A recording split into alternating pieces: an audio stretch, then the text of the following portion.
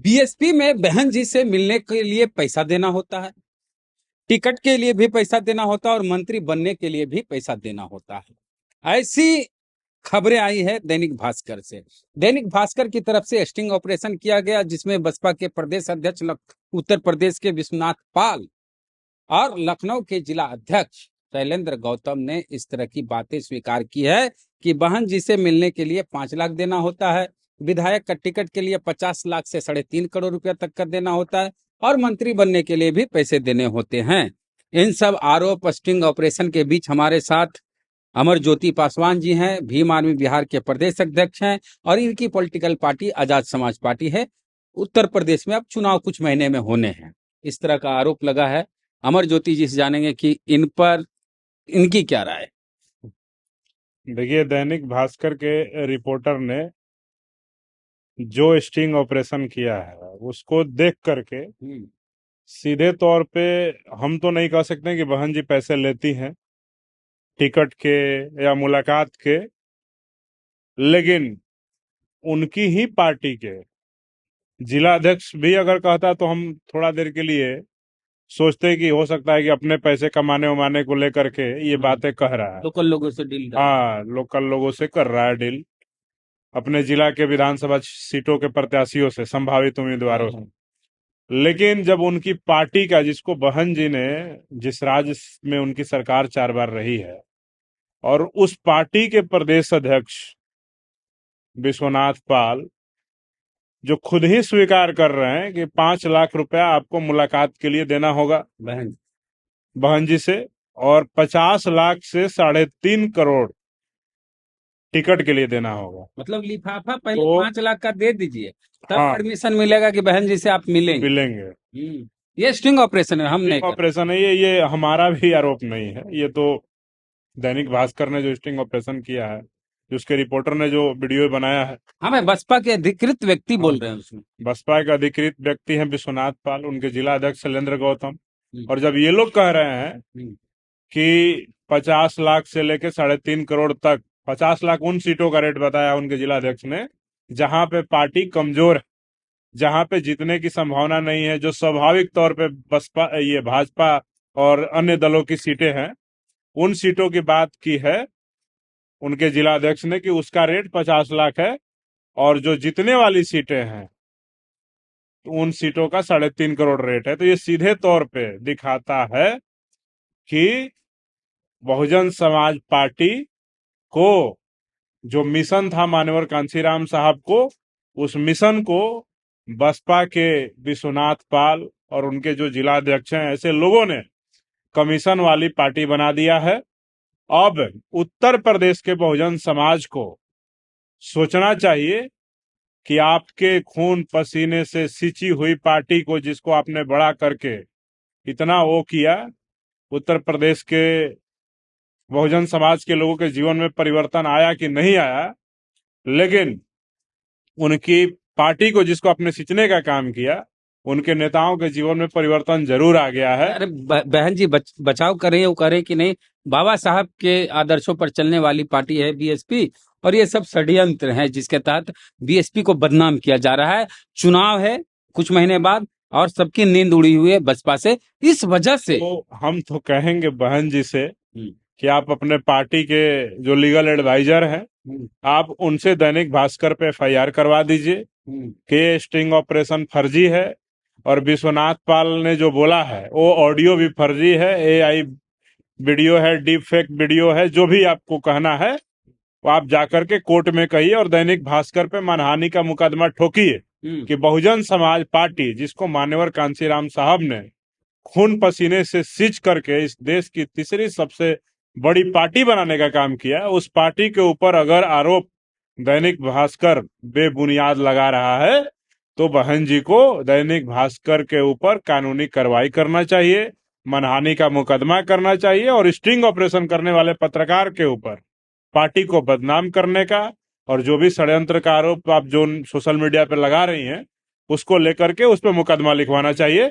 अन्यथा अगर आप मुकदमा नहीं लिखवाती हैं दैनिक भास्कर पे, अगर आप मानहानि का मुकदमा नहीं करती हैं, कोर्ट नहीं जाती हैं दैनिक भास्कर और उसके पत्रकार के खिलाफ, तो ये कहीं ना कहीं विश्वनाथ पाल और आपके जो जिला अध्यक्ष हैं जो बातें कह रहे हैं उसकी पुष्टि होगी कि ये सही में बहुजन समाज का जो मिशन था उसको पार्टी के चंद जो दलाल हैं उन लोगों ने कमीशन वाली पार्टी बना दिया है।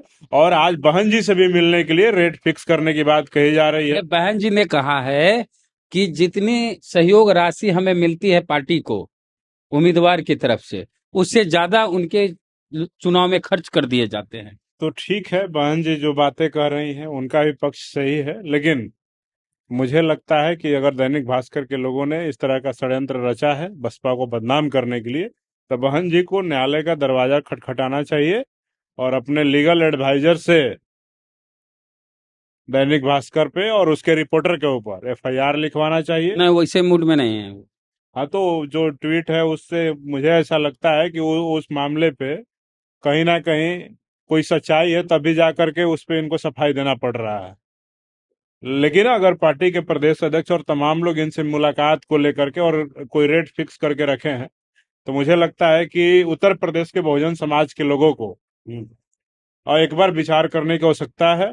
और उत्तर प्रदेश में भाई चंद्रशेखर आजाद के नेतृत्व में सत्ता परिवर्तन का जो बयार चल रहा है, उस बयार में सम्मिलित होकर के उत्तर प्रदेश के अंदर एक नया ऊर्जावान दूरदर्शी सोच वाला नेता को उत्तर प्रदेश का कमान सौंपने को लेकर के विचार करना चाहिए।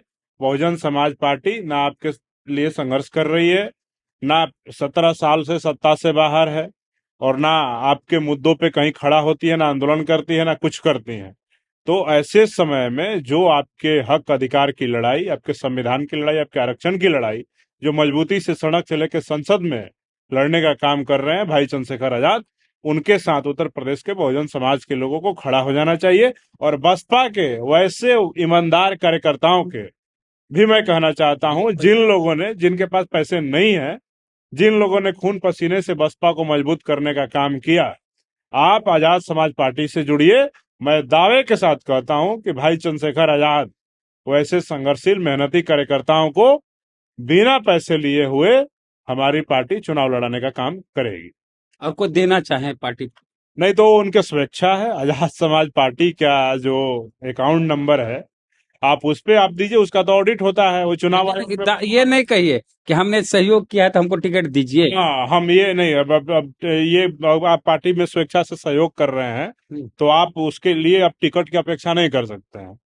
अब पार्टी, अभी तो हमारी पार्टी ने 5 दिनों का यहाँ पे लखनऊ में वो सबका इंटरव्यू लिया है भाई हमारे चंद्रशेखर आजाद ने, हमारे जो राष्ट्रीय अध्यक्ष हैं, और उसमें तकरीबन 71 विधानसभा क्षेत्रों से तकरीबन वहां पे 200-250 प्रत्याशी पहुंचे, उनका बारी बारी से इंटरव्यू हुआ। और जो लोग लड़ने में सक्षम है, जिनके पास वहां पे बूथ कमेटियां हैं, वैसे लोगों को ही आजाद समाज पार्टी चुनाव लड़ाएगी, संघर्षशील और मेहनती कार्यकर्ताओं को।